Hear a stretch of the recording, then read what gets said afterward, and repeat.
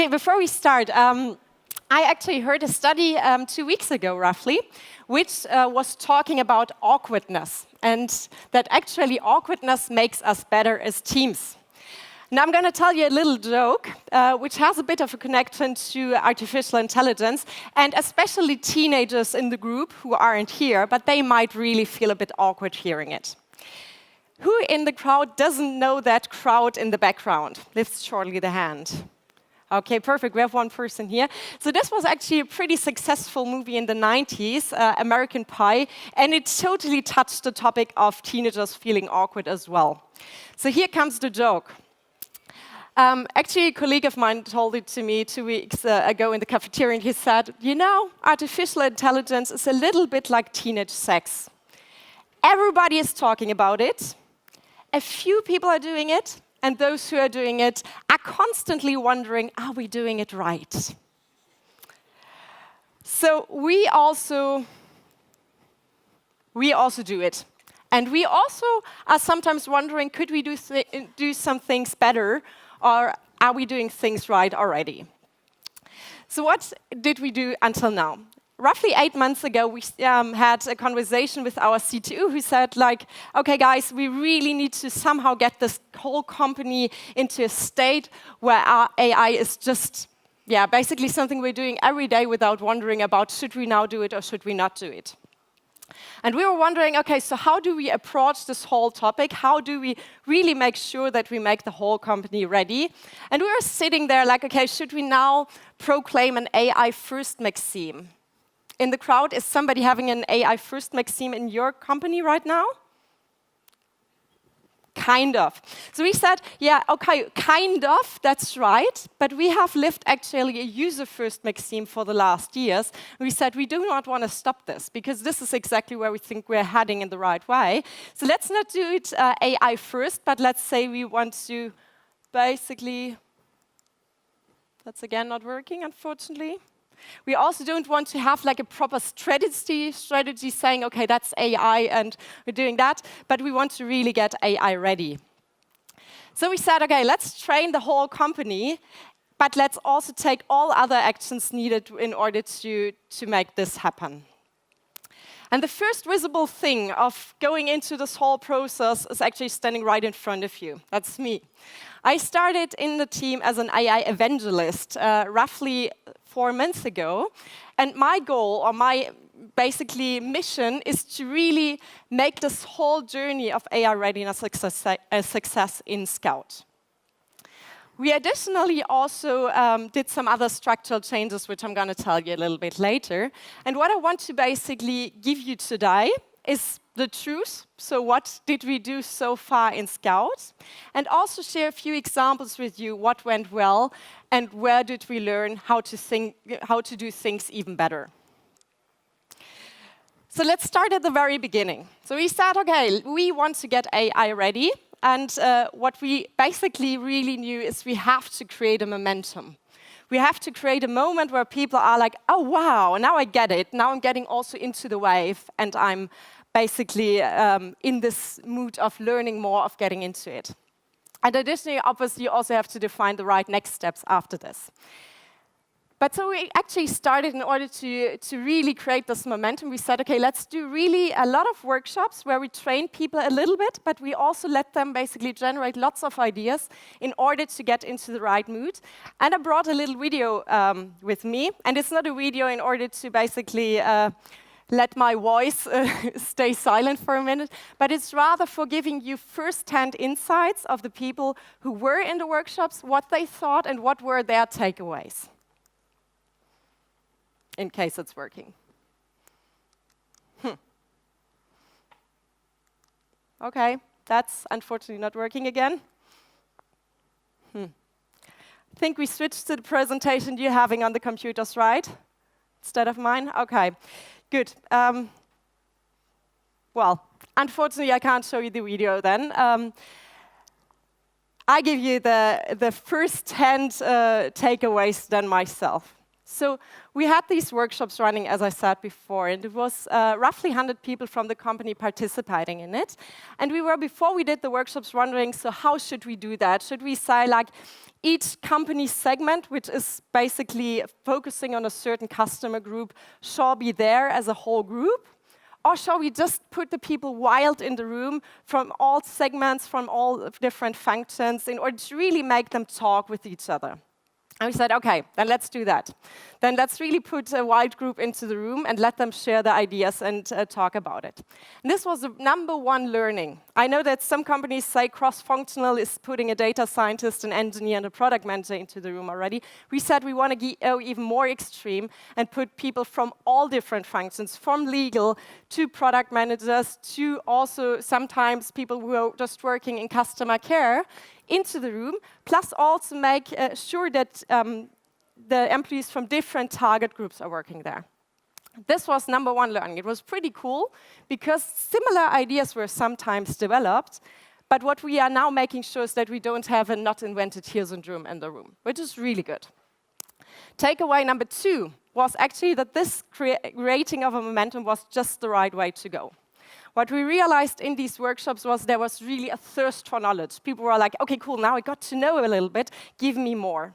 And this is also good to start a journey after. People are not like, yeah, okay, you try to press some knowledge into me, but they are constantly grieving for getting more. That was the second takeaway we wanted to share. So, as I said before, creating a momentum is super important. But what do you need to do afterwards? You also need to try to get the right steps done, the right measures.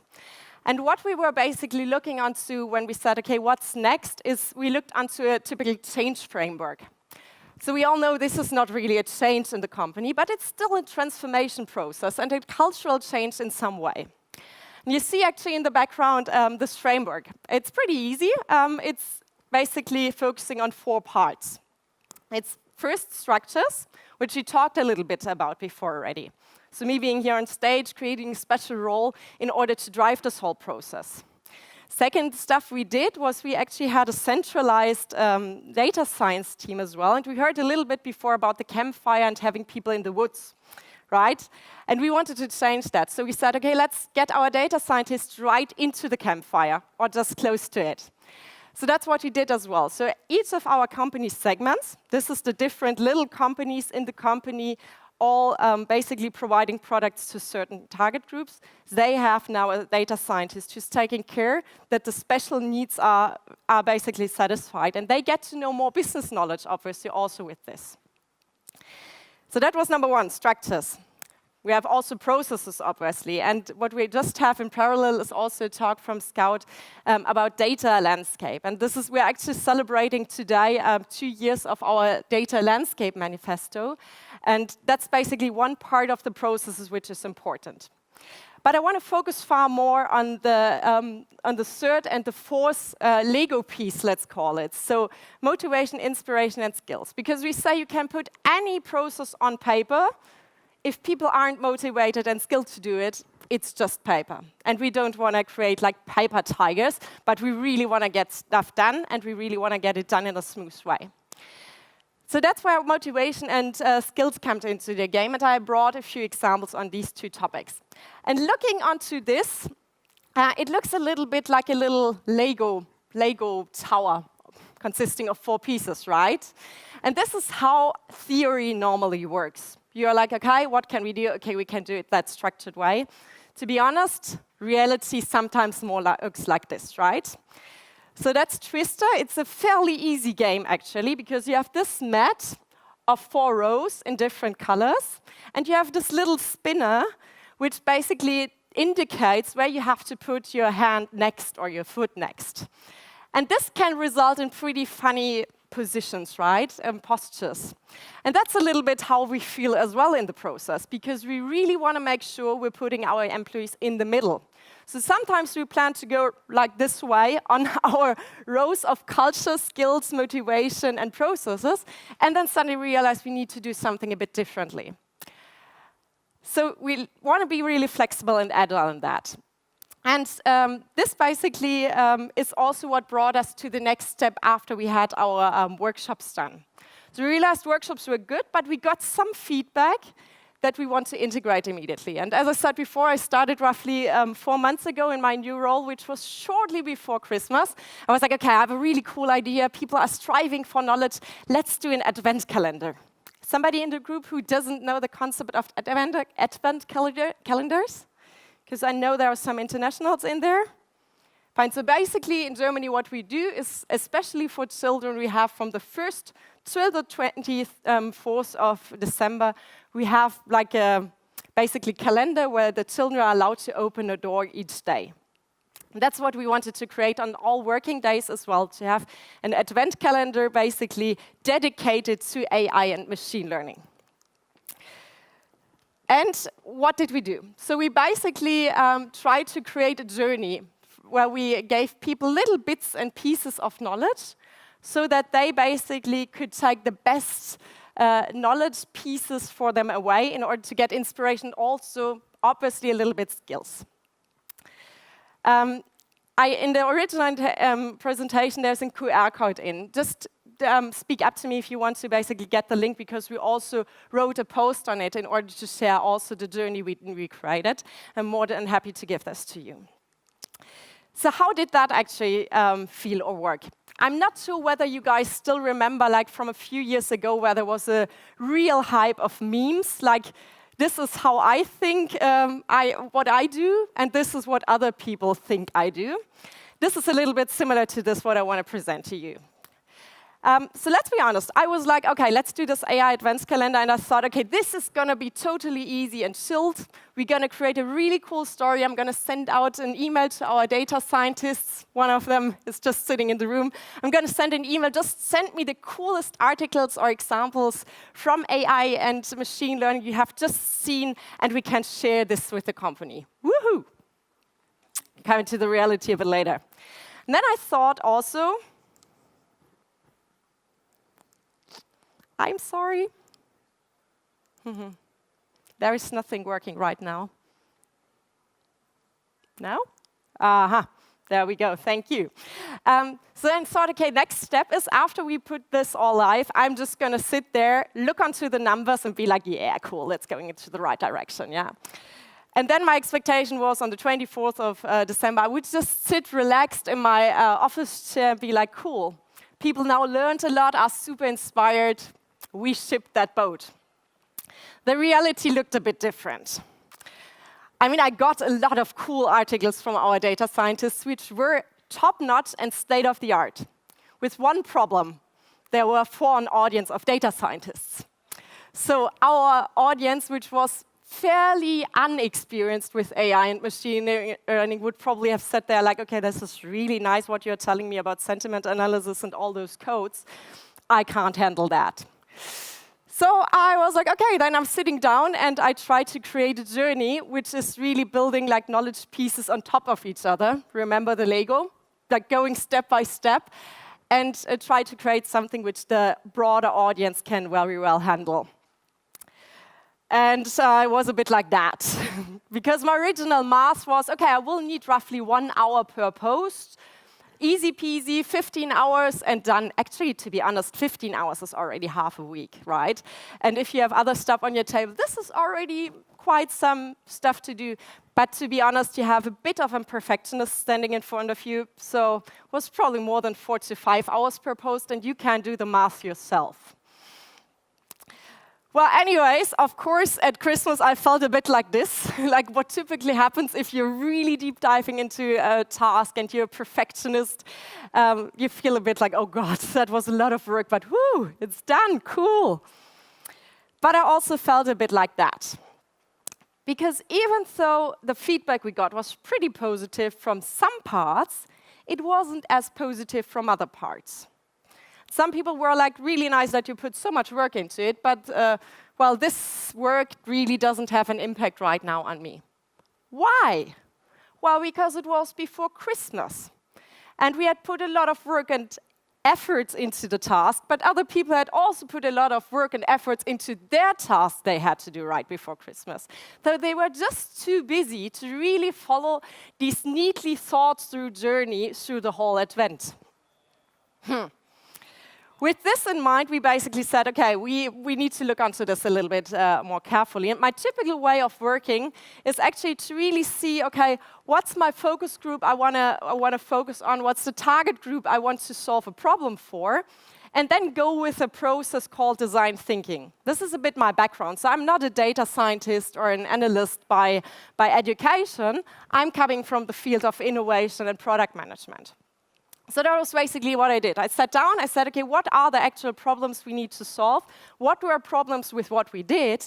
And how can we get better onto this? And then I talked to many, many people, because this is one of the essential steps to really get this understanding. And this were internal people, data scientists, but also other functions. But this were also external people who have already taken big steps forward in regards to their AI readiness journey. And what I did after this was to say, okay, this advent calendar was really a nice piece of work in regards to perfectionize one task, but let's really go with the lean way of doing things and to build just little pieces and quickly learn and measure these parts. So that was basically the next step. I mean, you all know AI is so hot that it's burning newspapers, literally speaking. No, so what we did is actually we had learned people love these pieces of knowledge, but it was just too much in this amount before Christmas. So we said, okay, then let's give people the really relevant little pieces every now and then over the next weeks and months. And we created the so-called AI inspiration. What's that? To be honest, it's kind of a newsletter, but it's too hot to be a newsletter, right? So we basically, what we're putting into there is we want to have a few featured projects. So projects where we have the impression, those are projects with machine learning or artificial intelligence within Scout, which are really worth sharing because they inspire others and they give others the chance to really learn from what we have done already. And they foster exchange between the different groups. The second part is, as I told you before, we have a decentralized team of data scientists, but this actually leads to the fact that most people just know the one data scientist sitting in their team. But we have 4 more. So what we said is also we want to give people like an insight. Who are all those people working here in data science, and what are their expertise and specialties? So that's also what we're doing. We, of course, also include events and learning opportunities for our employees, etc. And this is something which has actually extremely good feedback so far. So my personal goal when I'm doing things is I want to get on a range from 1 to 10. I want to get at least to an 8. And this is like an initiative where we are currently having an 8.4 as an average number of how people are evaluating what we're doing. And it seems to really help. So that's what I want to share with you. Share what you do already. This is extremely helpful for everybody else. And it fosters this constant exchange with others, which is really cool in a company which has a certain size where you don't do this over lunch with everybody each day. There's one more thing. Who of you in the crowd doesn't know this fruit?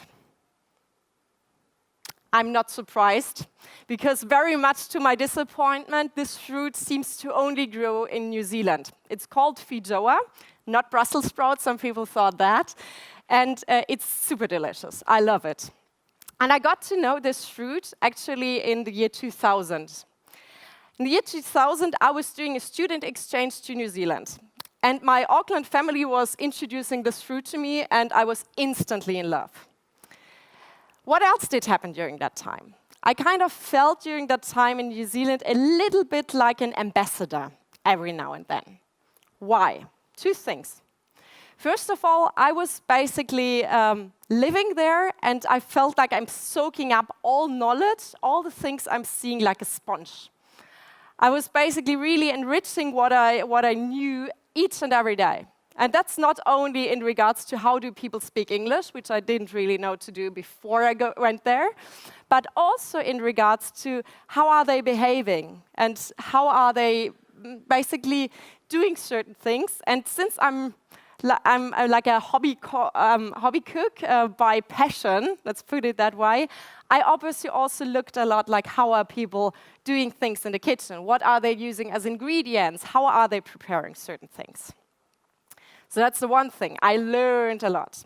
On the other hand side, I also felt like an ambassador by having the feeling I wanted to give away the best of Germany. I wanted to let people know what's really cool about Germany. I even tried to bake pretzels one time, and this ended in a total disaster. It's not as easy as it looks. But still, you see again, cooking came into the game. So what was that when I came back to Germany? I had like new knowledge incorporated with my old knowledge together. And it really changed how I cook today. It really changed what ingredients I'm using. And it makes my dishes truly better and a bit more fancy, right? That's what we also want to achieve with our AI Ambassador program. So we basically want to, again, combine the best of the different worlds and make people exchange. To be very honest on this one, we have just started the process. So I can't tell you a lot of numbers on this yet, but our goal of the AI Ambassador program is to reach exactly what happened to me in New Zealand. To have people learn with ease and to learn also the relevant thing, which make what they are actually doing just better. So looking onto data scientists, for example, to help them get even deeper into the mindset of a product manager in order to be involved far better in the whole process, to understand better, so how can we tickle out this huge business impact? And on the other hand side, for product managers and UX people and engineers to get far more into this thinking, like, okay, so how does a typical data scientist do a project? What's important? How can I help him with his work far better? So as I said, we have just started this process, and I don't know how it is in your companies. Typically, when we have a QR code where people aren't scanning this, so I have also numbers on this in our advent calendar. We had quite a lot of QR codes on our screens throughout the office. None of this was scanned, none. In this case, we had one single presentation, and I had one QR code in there, like who might be interested. And there were actually 40 people out of a group from roughly 120, 150 were scanning this code. So it seems that actually there's even also the one there, which brings us back to this quick build, measure, learn, what we wanted to achieve. So we want to basically achieve the right things. And as I promised in the very beginning, I read this experiment with some numbers in a few weeks ago in regards to awkwardness. And this was the experiment. There were two groups, one group of friends and one group of strangers. And they had the following task. They were presented real world and real life criminal scenarios which had been solved already. And their task was to basically discuss and say in a group, was the right person imprisoned or was it not? And the group one of the friends basically was right with their answers in 50% of the cases. The group two of strangers was actually right in 75% of the cases. So that's surprising. The second surprising thing is that the confidence level was pretty different. The group of friends basically was confident in 70% of all cases, which was wrong. And the other group, the group of strangers, was confident with only 40%. So it shows that actually even though the group of strangers felt more awkward, felt not as confident, but the results were better. And that's my call to action for you in the crowd. I mean, we all are on the journey to AI readiness, I guess. And it might feel a bit awkward just saying after the presentation, hey, Julia, let's talk about the learnings we had and share a bit. But I also would love to create better results and to learn together. So my call to action, let's feel a bit awkward and talk about the real truth, what's going on. Thank you very much.